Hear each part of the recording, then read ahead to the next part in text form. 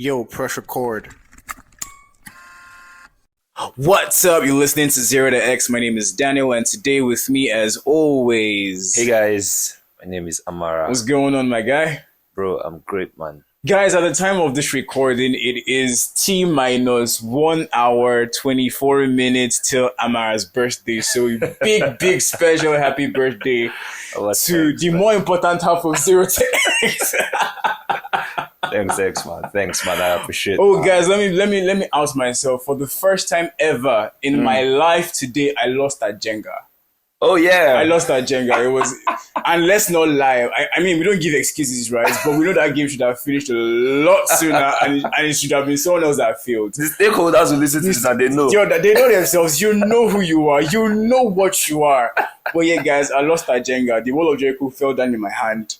Oh, bro. I don't know how I can live with myself. I'm sure Daniel couldn't process his feelings. Bro, I was like, this was just, you know that thing where you know that this person is going to, and the thing with Jenga, right, is I've played, funny enough, I've not played a lot of times, right? Mm-hmm. But I've played enough times to know that the moment where you think there's nothing that can be done, something can be done. Yeah. I've always known that. So I've realized, so I've prepped myself mentally, or I've prepared myself mentally to know that, okay, those situations when it seems like nothing can be done, like you think that will not come and meet you, just prepare for it to meet you because it will come. Yeah.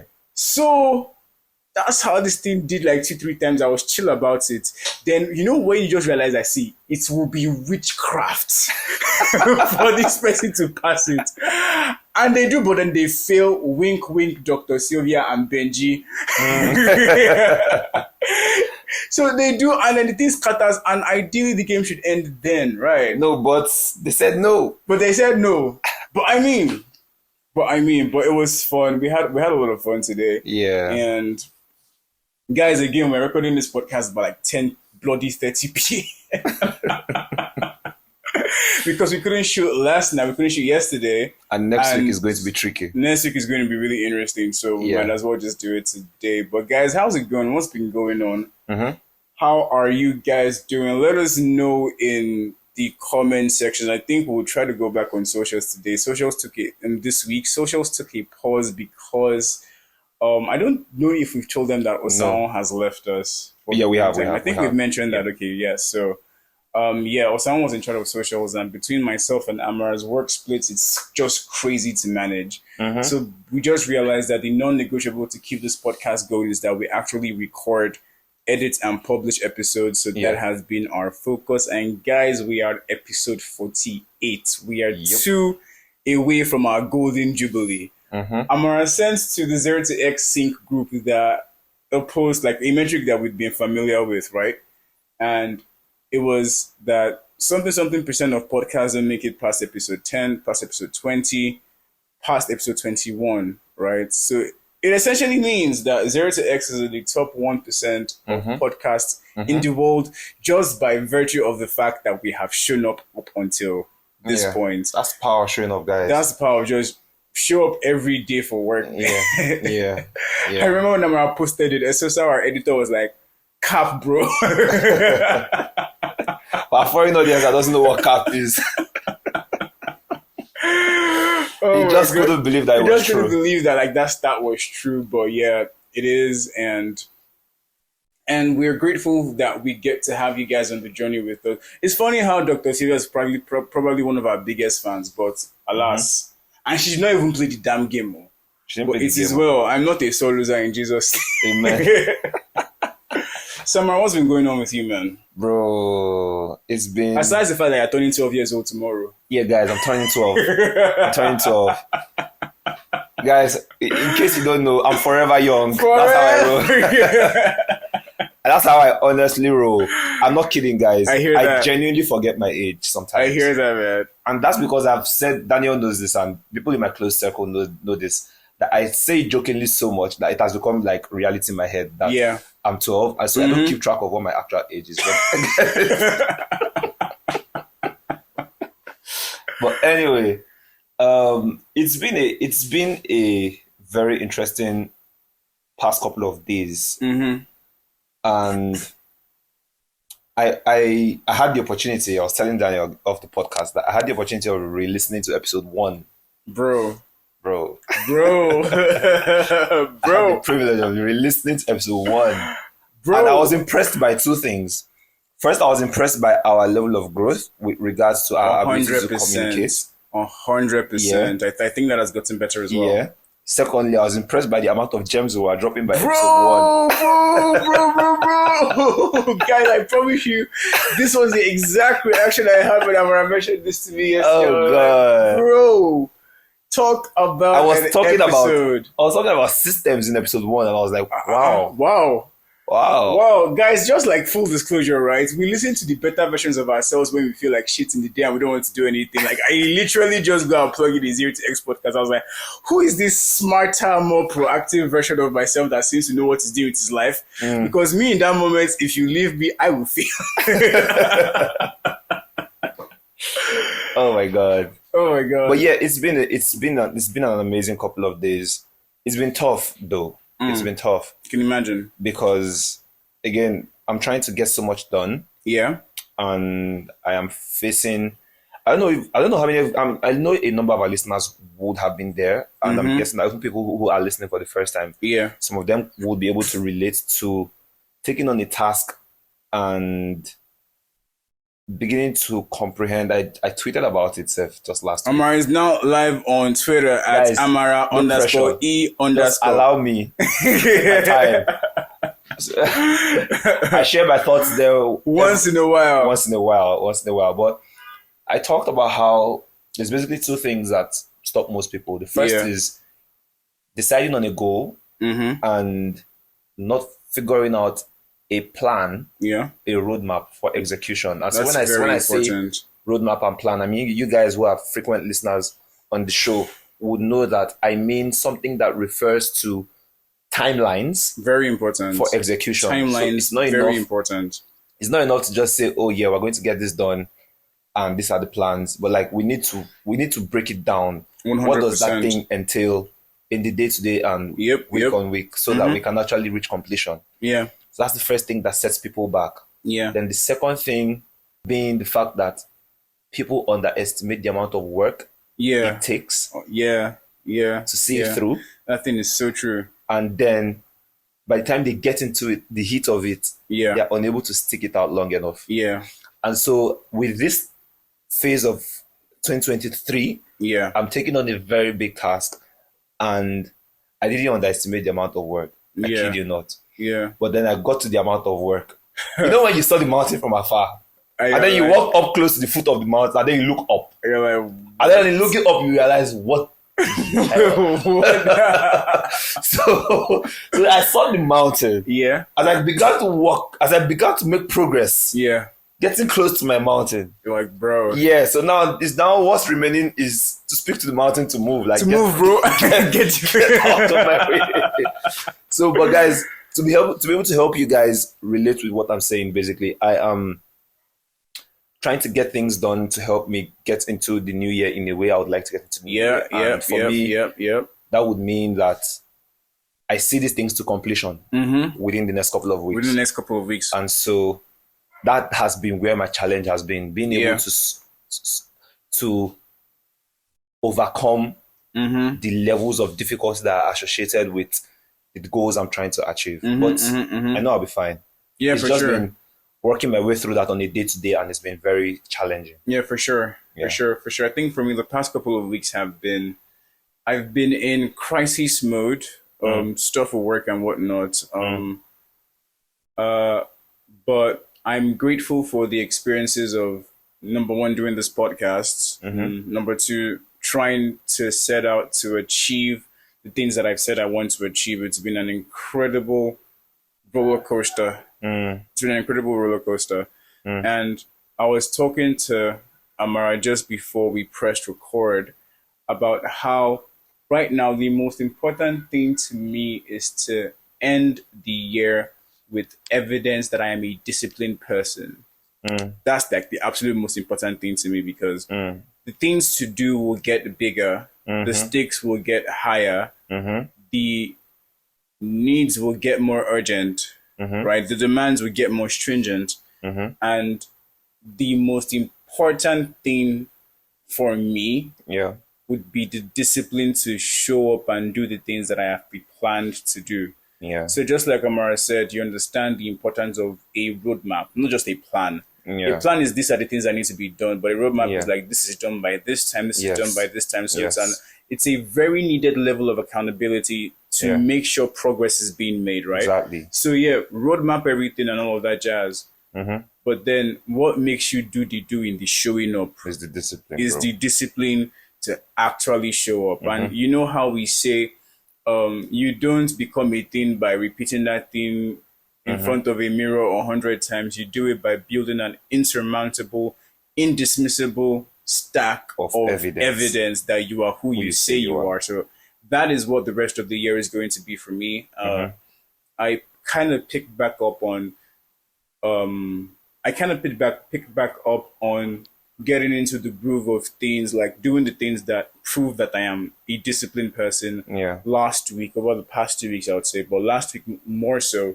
This week, I intend to go in with just the same amount of hunger, just the same amount of intensity, just the same amount of intention, because like the remaining, as at the time of this recording, the remaining 6-7 weeks of the year are really what I want to use. That's well more than 30 days. Are really what I want to use to build that stack of evidence. It's more important than any financial goal I'd have, more important than any thing I would want to achieve, any milestone I would want to hit, because the most important thing, I need to get this discipline on lock. And I'm not saying I'm indisciplined. People that are around me probably know this, right? But I'm saying more structured, more surgical, more focused, more determined approach to doing the things that need to be done. And because of the price I'm paying for the things I want to see in my life, they just happen to be a lot. So I have to be more proactive than usual. I'm just going to chuck the word up to discipline, right? Just more than usual, than maybe the average person would want to be, that is able to focus on one thing, right? So like that is the biggest deal for me, absolute biggest deal for me. Running into the end of the year, plans for next year have pretty much already been like they are just lingering in my head. I mean, the stuff like we don't. If you've noticed Amar and I's conversations, we think with pretty. Well, I don't want to even say long, right? But we don't think with short time horizons. So it's not just about 1 year. It's about okay, what's 18 months like? What's 24 months like? What's 36 months like? Right? So that's how kind of like we think. So goals for next year, obviously, like there are some thoughts I have in mind that will just happen to be fulfilled by next year. Not that they started getting done to be fulfilled like literally from January 1st or anything. No, some of those things are started now. Some of those things will start in the middle or in the first third of the year, right? So, but in terms of like we said, milestones with timestamps for a roadmap to achieve, some things just happen to fall into next year. And naturally, I'm looking forward to those things. But to guarantee the kind of success that I want to see, my biggest priority right now is creating the evidence that I am a disciplined person to become that. That's what it's been. Also, something that has been really, really interesting for myself, and I think for Amara, because we spoke about this a little just before we pressed record, was I was telling him how I was looking at a video yesterday on Saturday by Ali Abdal, I believe. And he was talking about the conversation, like the popular train of thought about how you are the sum or the average of the 5 closest people around you, right? And it's like, okay, look at your 5 friends. Let's say there's some kind of money you want to make. And like Amara has overstressed this. Your environment can literally make or mar your abilities to make progress with your goals and resolutions in life. Literally will. They literally, and it's so true. Like if you want to get fit, stay around fit people. The muscles will just start coming from. The fat will just be burning off. Literally just because you're with them and like it's what you're seeing. You want to cycle more? Make cyclist like, friends. Join a group. You will go cycle time. Bro. Right? For our foreign audience, it just means that you will do it a lot. If you want to play more basketball, be around people that play basketball. If you want to do more of a thing, like just be around this kind of people, right? So it's like, okay, say you want to be at a particular money goal, for instance, right? And let's just say you maybe necessarily can't afford masterminds or anything, because I think I can share that to an extent. That's like really the next step for me. Paying for a mastermind that has the quality of people that I would want to be like that thing of always making yourself the least in that group. Like, it just gives you a ceiling to learn. Like, you can say, okay, if I'm able to get to this point, I can measure the amount of growth that I have, because you have outputs that are determinants to how much you have grown, how much you have improved, how much more you are capable of, right? You will know. Like, if the biggest person there is doing like $100 million and whatever, and you are like 5 or 2 or 10, you know that growth for you is getting to that 100. Do you understand? Like, and literally, because you're in that mastermind, it's shared. There is almost a kindred bond, right? That this is what we are. This is what we're going. You can almost plot your trajectory to get in there. Free flow of information. So, guys, if free flow of support. It is incredibly important. So, guys, if you ever think of, okay, I can't find these 5 people around me, join a mastermind, even if you have to pay for it. I promise you, I saw a video of some people saying that they spend as much as $50,000 on masterminds in a year. Yeah. But then what they get in ROI, just from thoughts, ideas, it's like $500K. They would pay that $50K in a heartbeat, many times over. Risk reward of 1 to 10. For a 1,000% return on investment, that's stupid. Right? But yeah, the masterminds are a thing that we are looking to really, really get into next year, right? But then there was something really, really interesting that Ali Abdal mentioned, and he was like, you don't necessarily need to dump your friend group or anything, right? But similar to what Amara said about environment, which is why I believe it is such a powerful point, but similar to what Amara said about environment, it's just like, figure out 5 people that you will want to be like, find their YouTube, find their Instagram, find their podcasts, and just listen to them a lot. Marinate, bro. Just marinate, soak in the information that they have to give. So, for instance, me, I already know 3 out of the 5 that I'm going to be listening to and shaping my thoughts, my thinking after, right? I already know 3 out of the 5, and I've been listening to them already, but now that I'm being more intentional about the thoughts I want to think, the things that I want to do, down to how I want to communicate, right? Like, I know 3 out of 5. I know 3 out of 5. So, environment is incredibly important. Bro, incredibly. Like, it shapes how you think. It shapes the perspective you have about a thing, which can, in no small way, affect the results you get in your life. Just to chime in there a bit, I remember a video I watched by Vusi. Yeah, Vusi Tembekwayo. Yes, Vusi Tembekwayo. And I'm going to paraphrase the hell out of this video because I can't remember the details. Fair. But the sum and substance of the video was that he has this, I think it's a fund. No, I can't remember what it is. I think it's a fund. But I think it's a growth fund. So they are targeted at companies that are doing a certain amount in revenue and net profit. Yeah. And then they take those companies and basically try to scale those companies. Similar to what Alex Emozi does with acquisition.com. According to Vusi, scaling is a science. 100%, I believe that. So it's called the School of Scale. He was having a conversation with one of the business owners in his School of Scale.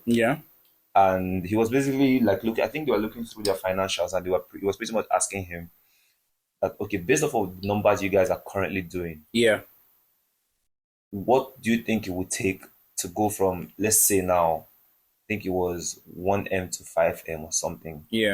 And bro, this guy couldn't fathom it. He couldn't fathom it. Bro, that growth, 5X is mad. Bro, let's say 30%, bro. Do you understand? That's to help you guys. We just say 30% increase in revenue, it said 1M, like 5X. And dude, like, the thing was, Vusi now went on to explain that because the guy couldn't fathom it, the guy didn't even realize at the time that he started getting defensive. Wow. Like it's defending the business. Like, this business can't do this. That's interesting. So guys, for context, right? Yeah. So that this sinks in more. Imagine you are earning 500K a month in Yes. Lagos. You are probably like top 5% of earners in Nigeria. Yeah. You're earning 500K in Lagos, and someone tells you, just so you understand literally the amount of work, someone tells you, what would it take for you to be earning from that 500K 2.5 M 2.5, 3 million, 5 million naira a month? a month. What will it like? Bro, his brain. I can see my brain racing and seizing. I can literally see it. Oh my God. I can literally see it. So this is just to buttress what you said about how masterminds help you break limiting beliefs. Yeah. They help you change your ways of thinking and the ways in which you approach solving problems. Because it was evident that this was not a problem where we couldn't see how to take this from 1 to 5. That is interesting. Yeah. This was a business owner limiting belief That's problem. wild. Do you get me? So if we can fix this limiting belief and let this person see that this thing is actually very possible. Yeah. Do you get me? And not possible because we think it's possible, but because we have the evidence to back up that this thing can be. Just do this here, do this there, implement so and so steps, and you're on your way to 5x. Do you get me? That's wild, bro. Again, it was just to point out that there's certain circles, and if you choose to take out the time to find people who you know you want your life to be like, in this case, you can't afford the mastermind. Yeah. But you then find yourself consuming those people's kinds of content. Yeah. And guys, I must also point out that it's not enough to consume. Consuming is a very fantastic place to start. Yeah. Yeah. But if you're like me and you're like Daniel, and if you've heard the ridiculous amount of things we've said on this podcast, you will know that most of those things come down to one thing: doing. 100%. And so 100%. As much as it is super important to surround yourself with those 5 people, as much as possible, when you learn, do. Not as much as possible. Always, when you learn, do. But that aside, doing is the principal thing. Doing is the principal thing. But that aside, bro, access to those kinds of people will change your thinking and change the things that you thought were possible so much that you will look back at the version of yourself and wonder who was this person. My God. There are so many examples I can give of this. I remember when I started working as an EA to my boss, CEO of my company. Like, I've said this so many times, maybe not a lot, but I've said it a couple of times, once or twice on the podcast. Yeah, and then more so outside the podcast, right? That before meeting him, I kind of always did that. I wanted and I was going to have a great life. And I was going to do pretty big things, pretty cool things. I was going to do pretty cool things, right?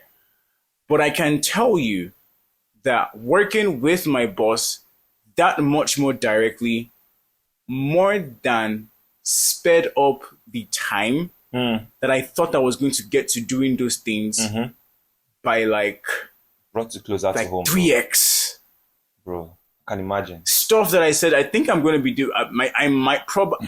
You know what's crazy? I knew I could do them. I was capable of them. I was probably on the trajectory to do them. But it was just somewhere in the future. I was like, yo, this is a goal for 2 years now. That was insane. Yeah. That was incredibly insane. Things I didn't think I would maybe do for another 5, 6, 7 years. I was like, okay, I can swing this in 18 months. And I did. I can do this in maybe 2 years. And I am. It's the wildest thing. Bro. Like when a new realm of possibilities become opened up to you, bro. To you, just because of what you start to surround yourself with, it is the absolute wildest thing. A much more funnier example was when I was in school, I was in university. Because I knew where to buy really good shirts, like really, when I mean good, I mean how well they look on my body, right? So fitting. So well-fitting shirts. I knew where to buy well-fitting shirts for like 2K, then Naira, then. And I was like, okay, yeah, and I can get these and my dressing had always been simple, classic, right? I just go with the staples, white shirts, some interesting color, not interesting, some basic color of pants that just look really good. I just make sure that they're well tailored. Yeah. Good shoes, a good tie, like, and I'm good because I was in systems engineering, so we had to be corporate. So because I had that, I wasn't necessarily, I never made a decision that I was against it though. Yeah. But I found out I had a thought when a friend of mine, a girl, came to visit me in school, and she was like, I forgotten how we ended up at that conversation. Okay. But she ended up mentioning like 15K for one. 15K shit for one. Me, I was buying shirts 2K. I was like, what? My mind was said, whatever would make me buy a 15K shirt, because I thought I saw something that was working. Yeah. And she was like, Daniel, it's just your mind. I have a story like this. She was like, Daniel, it's just your mind. Because you are just thinking at some point in time. It reminds me of that scene in Suits where when Mike first starts working for Harvey. Bro. And then Harvey is like, go get yourself some suits. And Mike goes and gets 5 suits. And like Harvey is wondering, where did you get these suits? He said, from the place level. He said, how much did you spend on the suits? $500. Yeah. Like for one. He said, no, for the 5. He said, oh my God. I have a very similar story to this, man. So I was in school then. Yeah. Unilag too. Mm-hmm. And I can't remember, I think I was in year 3 or something, man. And like you said, I mean, we used to get shirts then. Yeah. If it's bad, 1.5. Do you understand? If it's bad. Like if we really spent money, 1.5. Yeah. Yeah. And then my very close guy then, his elder brother comes to school. Mm-hmm. His elder brother is doing well. Drives in Lexus 350. Comes in. Man, then, bro. Then. That's impressive. So he comes in. And then he's like, I can't remember what was going on. I think he was celebrating his birthday or something. Yeah. And then he wanted to like give us like, just take away stuff now. Yeah. And then he gave us these shirts. And these shirts were like, I kid you not, I'm trying to be very conservative right now because I can't remember the exact amounts. But I know they were above 8K a piece. That's wild. You know when you wear a shirt? Yeah. And you're like, I shouldn't be wearing this.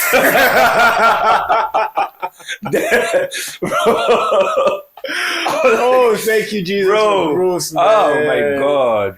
Oh my God. That is wild. Oh. That is wild. But guys, that's the power of environment. That's the power of environment. Opens you up to possibilities. Like he gave us this thing out. We were like, you walk around with so much pride. Bro, like and that's the annoying part. The person inside you doesn't know that shirt doesn't realize costs 8 times more than the regular shirt. It doesn't matter. See, bro, but you're on a different plane. When you dress and you feel like $1 million, bro, is different, bro. So guys, I'm going to give one more example. I think you guys might find hilarious, right? And I think I told about this, I laughed at me so hard, but I was like, it doesn't mean really. I remember sometimes I was really going through it, right?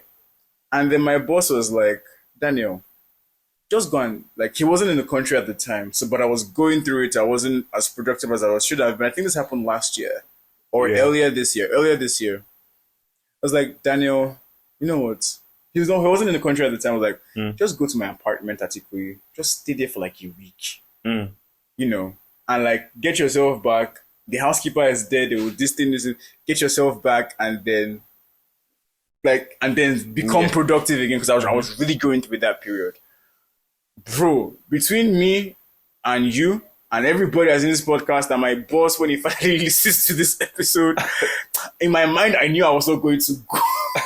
Let me explain why. My boss lives in a beautiful apartment, right? Really beautiful apartment in a really highbrow area of Lagos, right? Anything that makes me go there. See, for context, I have gone there, stayed really, really late. I've left by 11, 12. I've been there like early 5, 6. So I'm used to the place, to be fair. I'm used to the place. And because of how close my boss and I are, so I'm pretty used to the place, right? Yeah. No taking away from the fact that it is a really beautiful apartment. Like, I mean, floor to ceiling, windows, high ceilings, beautiful finishing, wood, like beautiful walls, beautiful lighting, like beautiful everything. Place is fine. Yeah. Place is fine. So he also was like, Daniel, go stay, because in my side where I used to stay, there was like, I mean, let's go for like the modest apartment that I currently live in. Then I was leaving my family house at Ayobo, and it was good. I'm grateful for like what I have. Like I wouldn't trade staff or anything in the world. I mean, it was where my family was. It was our house. Yeah. We're comfortable, blah, blah, blah. But it is about like lights wahala, estates wahala, internet not working as it should, all of those nonsense. Like Nigeria frustrating and it just being unnecessarily difficult. So I'm sure some Nigerian remote workers know what I'm talking about. Like, you feel like as if you woke up to work, but Nigeria said no. Bro, you woke up to work, but Nigeria said no. And then it's just like, I was like, no, Daniel. And I was going through that period because like there was a lot we had to do and it was undone. I remember that. I remember. So, but like, Daniel, just go to Iku. You just gonna stay there. Like, get yourself back and then continue working. Yeah. I knew I was not going to go there because you know why? I said anything that makes me sleep there and wake up, is finished. Any other thing I go back to will irritate the hell out of me. I was like, nah, because I was like, I'm not ready to put that kind of, I know myself. I was like, I'm not ready to put that kind of pressure on myself mentally or emotionally. Because see, the moment when you have tasted and seen that the Lord is good, will you want to go back to Egypt? So thankfully, I didn't have to say no outrightly because a couple of his friends happened to be over at the place, blah, blah, blah, blah, blah. So like there was just, so somehow that situation was able to pass. Yeah. But the thing is that I knew that at that point, all I was dealing with, all I was trying to figure out and carry on, that I knew that if I slept and woke up there one night, on top of 5, I said I should go and stay, problem. What is Ayobo? Problem. Like any other thing that was less than that would just go. That is what environment does. Now I think of where I would want to live. Like ideally speaking, like projecting into the future, it honestly can't be anything less than that. Exactly. Because of the exposure. Exactly. It's the simple things. Yeah. Because like I can't do less. Exactly. It's not pride, it's not anything. I've just been exposed to more. I know how it feels working in that environment. I know how it feels living in that environment. Soon I will sleep and wake up in that environment, but to be my own. Do you understand?